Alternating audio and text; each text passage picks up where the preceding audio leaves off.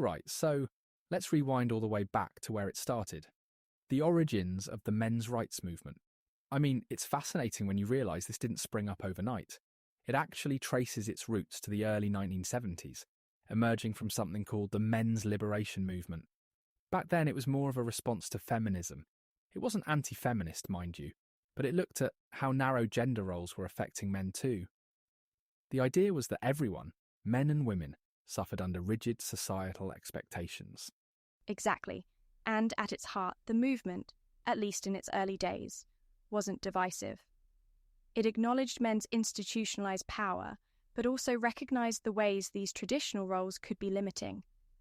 But this balance shifted later in the decade, right? By the mid-1970s, the focus turned almost exclusively to men's issues, straying away from how sexism affected both genders. And after that, it kind of fractured, right, into the more feminism-aligned groups and what we now know as the men's rights movement, which strongly focused on areas they felt disproportionately hurt men. We'll get into that shift more in a bit, but let's pause and look even further back because, get this, it turns out the concept of men's rights goes back way earlier than the 70s. Oh yes, the term itself actually surfaces in the mid-19th century. There's a mention from 1856 in Putnam's magazine. We have an author there responding to the budding women's rights movement and proposing, almost tongue-in-cheek, that men's rights needed a movement of their own as a counterbalance. Of course, it's not quite the organised activism we'd recognise today, but it's a glimpse, isn't it, of what was brewing even back then. Totally. And then there's this fascinating moment in the interwar period, so we're looking at the 1920s. In Austria, we had the League for Men's Rights being officially set up. I mean, they were seriously organised, calling out things from marriage laws to what they termed the excesses of the women's emancipation movement. To me, that speaks to how social shifts like women entering the workforce really shook up what people thought of traditional roles, even a century ago. It does, and that same discomfort with changing dynamics seems to echo through later iterations of the MRM. By this time, though, their efforts were surprisingly broad, opposing spousal support requirements, advocating for paternity testing using new blood test technology, and even publishing their own journals, like Hackshane, Self-Defense. These groups fizzled out before the Second World War, but you can see the groundwork being laid for modern debates on gender and rights. And that brings us to an anecdote I think really highlights why men's rights, even early on, resonated in certain circles. So, picture this. A court case involving what we'd call paternity fraud today. A man discovers, after raising a child for years, mind you, that the child isn't biologically his, but he's still legally obligated to provide financial support. It's one of those moments where societal norms, and let's be honest, legal biases, start to get questioned publicly. Right, and cases like that tap into a broader sense that systems designed for fairness can go astray, or at least feel unfair to some. It helps explain why issues like parental rights became such a flashpoint within the men's rights movement. But we're getting ahead of ourselves because disputes over custody, alimony and paternity fraud? That's a whole chapter for itself. So picking up from those pivotal moments we just touched on, let's dive into how these historical grievances evolved into some of the most defining issues of the modern men's rights movement, especially in family law. Cases like paternity fraud, child custody disputes, and contentious alimony battles have become focal points where many MRAs argue the system disproportionately harms men. When we say family law, we're really looking at how the legal system handles parenting and marriages that don't work out. Take child custody, for example. After a divorce, mothers are statistically more likely to be awarded full custody, sometimes with the father granted visitation rights at best. This imbalance, real or perceived, has been a rallying cry for fathers' rights advocates since at least the 1980s. And it wasn't just about child custody. Alimony has been another sticking point. Imagine a scenario where one spouse, usually the man, has to continue providing substantial financial support to an ex-partner, even when they feel it's disproportionately burdensome or unfair. It's cases like these that fueled the early fathers' rights movement within the broader MRM. And this is where advocacy efforts really started to take shape. By the 1980s, fathers' rights groups were making serious waves. Their goal wasn't just to change individual outcomes, but to challenge the broader frameworks they argued were biased against men.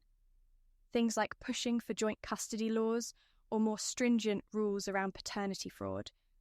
These became central to their agenda. Exactly. And speaking of paternity fraud, this is one of those hot-button issues that really brings out the passion in MRM advocates.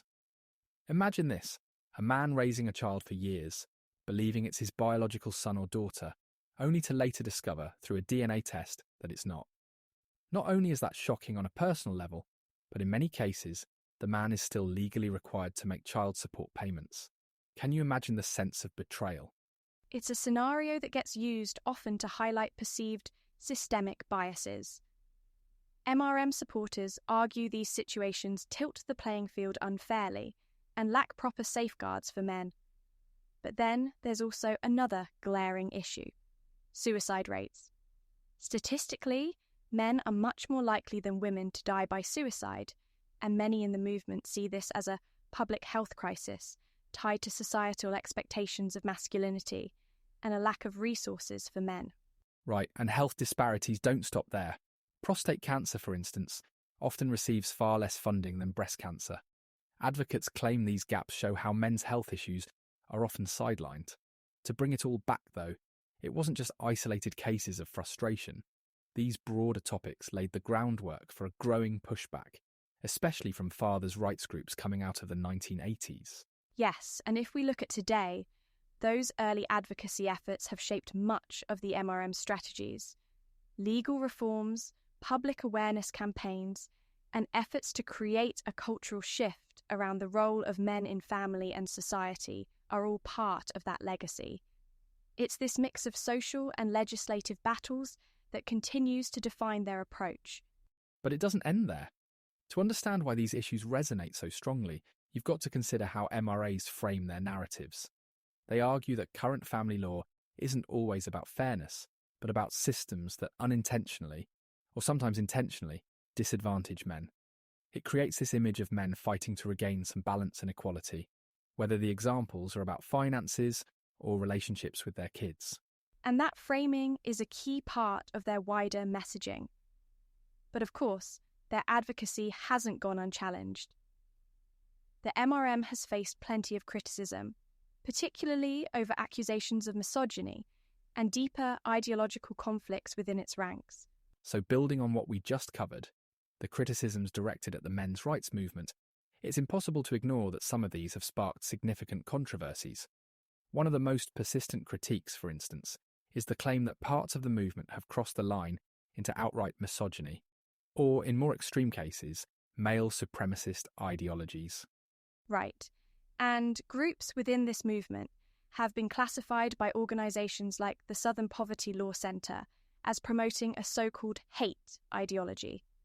Now, to be fair, it's important to note that this isn't the case for every individual or group, but those toxic corners can, and often do, dominate the public perception of the movement. And frankly, it's not entirely unwarranted. Yeah, that's a great point, because it's not just the SPLC. In 2024, UN Women labelled the MRM as an anti-rights movement. They argued that these groups often undermine equality rather than helping it, framing their activism as a direct counter to gender equity efforts. Honestly, that's a heavy accusation.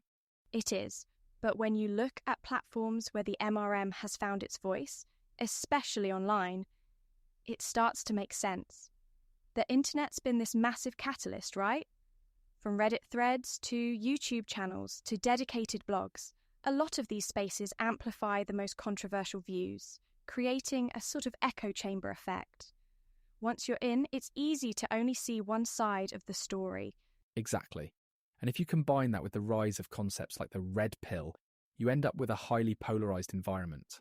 On the one hand, you've got genuine grievances that aren't always aligned with the mainstream conversation.